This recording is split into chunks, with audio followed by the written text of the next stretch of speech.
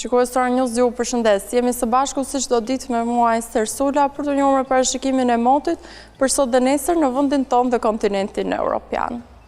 Stuhia e fuqishme vijon në juglindjet e Europës duke sjellë reshje intensive shiu dhe erë të fortë të brigjet e Egjeu dhe detit të zi.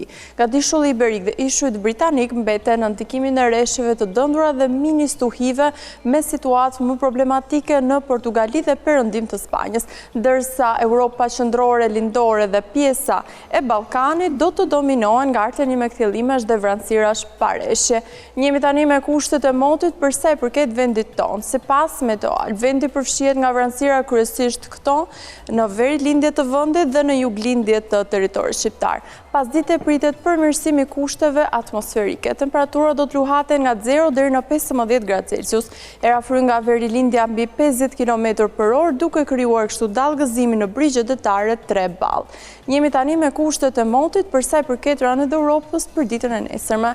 Cikloni në jug-perëndim të Europës do të sjellë reshje intensive dhe stuhi të forta në gadishullin iberik, ndërsa pjesa e Europës qendrore dhe ajo e Ballkanit do të kenë kushte të qëndrueshme me kthjellime dhe vranësira të pakta.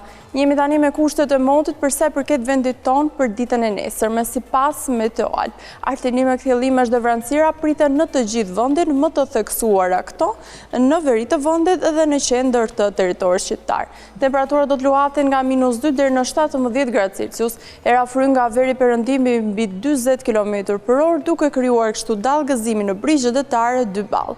Shohim tani temperaturat minimale dhe maksimale sipas Meteoal për vendin dhe rajonin.